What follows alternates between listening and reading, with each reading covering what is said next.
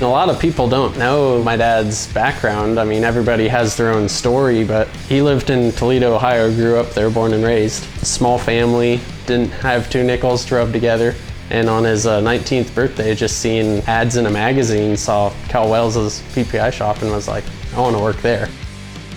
Cal and I get this letter from a guy back in Toledo, Ohio, has his summer off, wants to come work for a week or 10 days for free. You know, he sweeps the floors, does cleanup, helps with this, helps with that, and just all around good guy, no problems. And his time was up and we're getting ready to say goodbye, and he goes, well, would you guys consider hiring me? And Cal and I kind of look at each other and go, sure.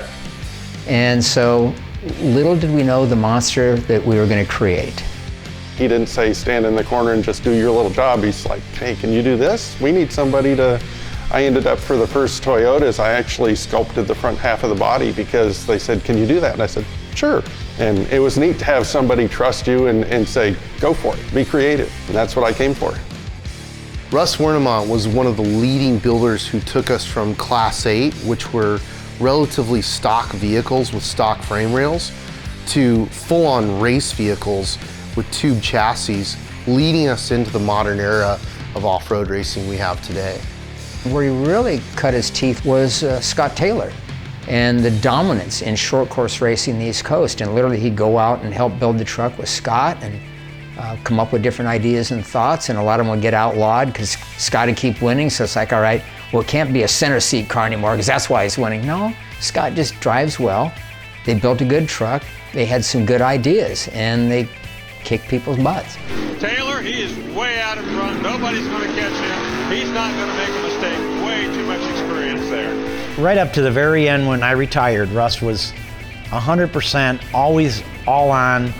Sleeping is not an option if the race car's not ready to go. I mean, he was just a dedicated guy, and still is. He's now working with his son with Kawasaki in the desert, and he's going to put his son at the top, just like he did me.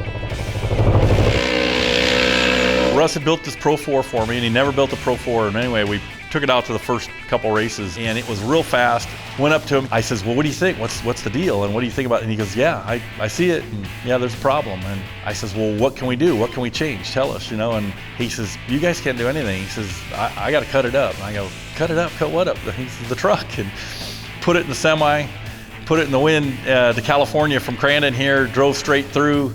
He worked and did a few adjustments on where the A-arms were, where the pivots were, and a few other things, and brought it back a week later directly to a race and went out and won. And then from there on out, we were dominant with that truck, and we ended up winning the championship. But we were able to pull it off with one of Russ's chassis, and that was his first 4-wheel drive he ever built.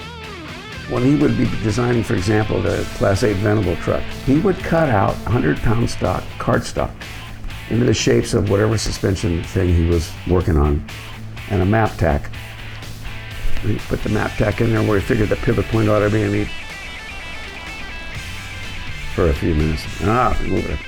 Oh yeah. Those small things, I don't know if he taught the industry or showed the industry, you know, you can do it if you can think it. And that was Russ Wernimont, and he thought of a lot.